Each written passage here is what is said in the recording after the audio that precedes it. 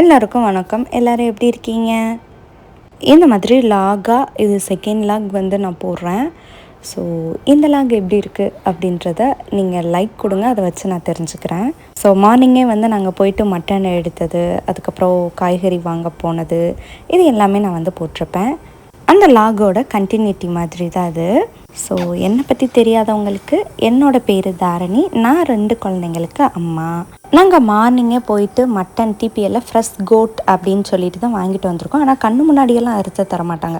அவங்ககிட்ட நம்ம கேட்டோன்னா அவங்க எடுத்து கட் பண்ணுறதான். போன் மிக்ஸாக போன்லெஸ்ஸாக அந்த மாதிரி மட்டும்தான் நம்மளால் சொல்லிக்க முடியும். ஸோ நம்ம கண்ணில் பார்த்தலாம் வாங்க முடியாது, அவங்க சொல்கிறது தான். மட்டன் அப்படின்னாலே சீரக சம்பா அரிசி தான். அது நல்லா என்ஹான்ஸ் பண்ணி அந்த ஃப்ளேவர் வந்து சூப்பராக இருக்கும் மிக்ஸ் ஆகும்போது. சிக்கன் பிரியாணி கூட பாஸ்மதி நல்லா இருக்க மாதிரி இருக்கும். பட் மட்டன் பிரியாணி அப்படின்னா எனக்கு இந்த ஃப்ளேவர் தான் வந்து ரொம்ப பிடிச்சிருக்கு. ரீசெண்டாக மாடர்ன் ஸ்டோரில் இந்த அரிசி வாங்கினேன், ரொம்பவே நல்லா இருந்தது. அது மட்டும் இல்லாமல் சின்ன வெங்காயம் வந்து வாங்கிட்டு வருவேன். ஸோ கிரேவியெல்லாம் வந்து சின்ன வெங்காயம், அப்புறம் எங்கள் வீட்டில் அதிகமாக நாங்கள் வந்து நல்லெண்ணெய் தான் வந்து குழம்புகளுக்கு வந்து யூஸ் பண்ணுறது. ஸோ அதுதான் வந்து டேஸ்ட்டாகவும் இருக்கும். மட்டன் அப்படின்னாலே மஸ்ட்டாக வந்து நல்லெண்ணெய் தான். கடலெண்ணெய் நான் யூஸ் பண்ண மாட்டேன். அது வந்து சிக்கன் பிரியாணிக்கு தான் வந்து கடலெண்ணெய் யூஸ் பண்ணுவேன். இப்போ வந்து பார்த்திங்கன்னா மட்டன் பிரியாணி சூப்பராக உதிரி உதிரியாக வந்து எனக்கு வந்துருச்சு.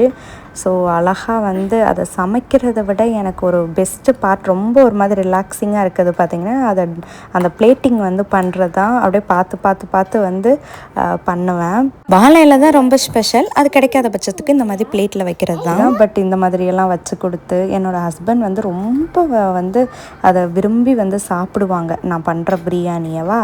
ஸோ அதை எனக்கு பிடிச்ச மாதிரி வச்சு அப்படி அவங்க சாப்பிட்றது அதெல்லாம் வந்து எனக்கு ரொம்ப பிடிக்கும். அதே மாதிரி என்னோட பையன் அந்த சைடில் வந்துட்டு அவ்வளோ டார்ச்சர் பண்ணிகிட்ருக்கான்.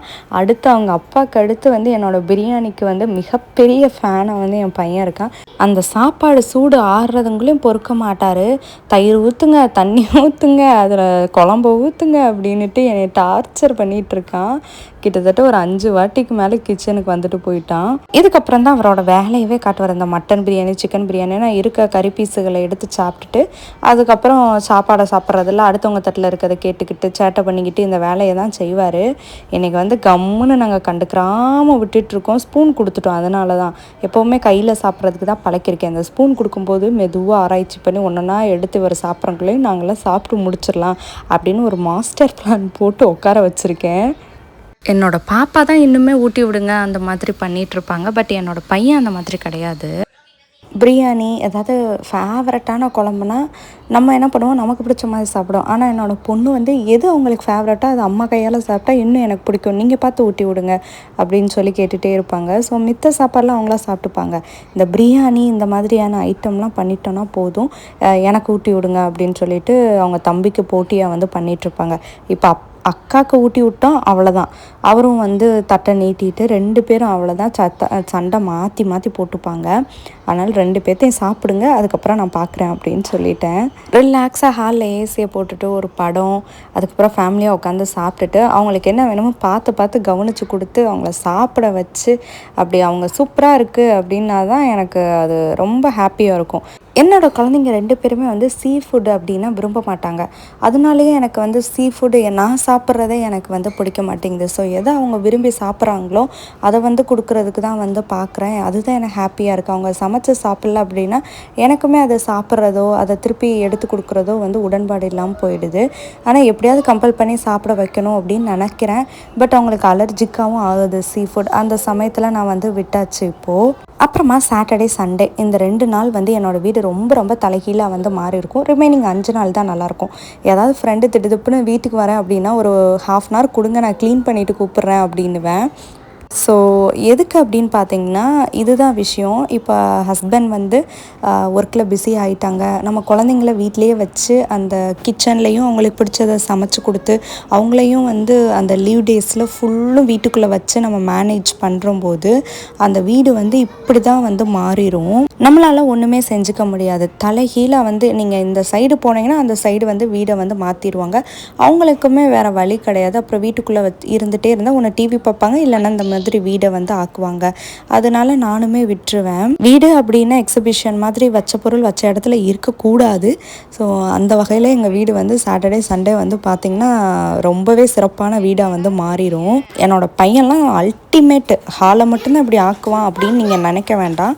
அவன் ஹோல் வீடுவே தலைகீழாக வந்து மாற்றிடுவான். இந்த சண்டே அடுத்த நாள் திங்கக்கிழமை எந்திரிச்சா ஆஃபீஸு அப்படின்னு நினைக்கும் போது அதை க்ளீன் பண்ணிவிட்டு படுக்காட்டி எனக்கு அடுத்த நாள் எந்திரிக்க முடியாது. ரொட்டீன் வந்து சரி வராது. ஸோ இவங்களெல்லாம் அந்த டைமுக்கு உள்ளே போட்டு கதவை அடைச்சிட்டு அவங்க அப்பா கிட்ட நான் வந்து திருப்பி ஹாலு ரூமுன்னு ஒன்றா க்ளீன் பண்ணிவிட்டு படுத்துருவேன்.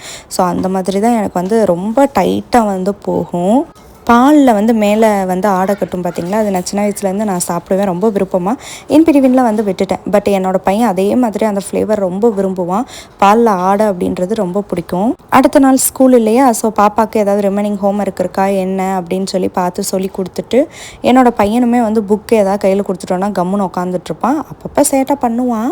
அதுக்கப்புறமா நான் வந்து என்ன பண்ணுவேன், இந்த டைமில் தான் வந்து வீடியோ எடிட் பண்ணுறதாகட்டும், வாய்ஸ் ஓவர் கொடுக்குறது, சில விஷயங்களை லேப்டாப்பில் பண்ண ஒர்க்கை வந்து இருக்கும் இல்லையா, அதை முடிக்கிறது அப்படின்னு சொல்லிட்டு நான் இந்த டைம் தான் வந்து எடுத்துப்பேன். ஸோ கூடயே உட்காந்துட்ருக்கும் போது நல்லா படிப்பேன் என் பொண்ணு. லைட்டாக அந்த பக்கம் போயிட்டோம் அப்படின்னா அவங்களும் வந்து எந்திரிச்சு சரி ஒரு 10 நிமிஷத்தில் படிக்கிறது 2 மணி நேரம் ஆக்குவாங்க. அதனால் வந்து கொஞ்சம் குட்டியாக இருக்கிறதுனால நானுமே வந்து கூட உட்காரணும் அப்படின்றனால அந்த டைமுக்கு வந்து உட்காந்துருவேன். என்னோடய பையன் இல்லைன்னா டிஸ்டர்ப் பண்ணிவிட்டு பென்சிலை பிடிங்கிட்டு ஓடுவான்.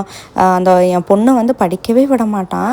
அதனால் நடுவில் நான் உட்காந்துட்டு 2 பேர்த்தையும் 2 பக்கம் மேனேஜ் பண்ணிவிட்டு சொல்லி கொடுத்து முடித்து அந்த பேக்கை வந்து சண்டே நைட்டே வந்து எடுத்து நம்ம வந்து டோர்கிட்ட வச்சிடணும். அதுதான் வந்து எங்களோட மெயின் கான்செப்ட்டு.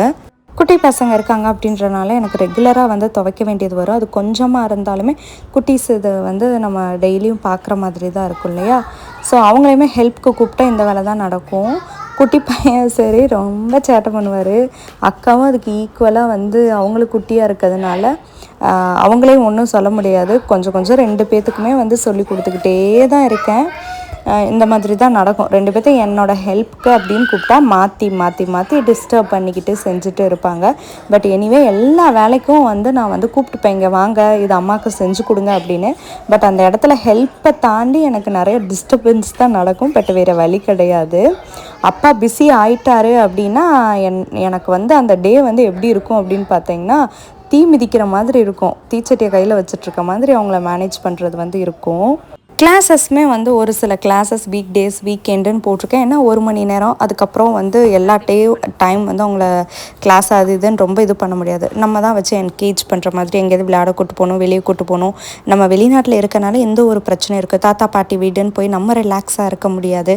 நம்மளே வந்து பார்க்குற மாதிரி இருக்கும். நம்மளுக்கு ரெஸ்ட்டு தேவைன்னா நம்ம எங்கேயாவது ரெசார்ட் போயிட்டு அங்கேயுமே நம்மளோட ரெஸ்பான்சிபிலிட்டியான குழந்தைங்க நம்ம கூடயே தான் இருப்பாங்க.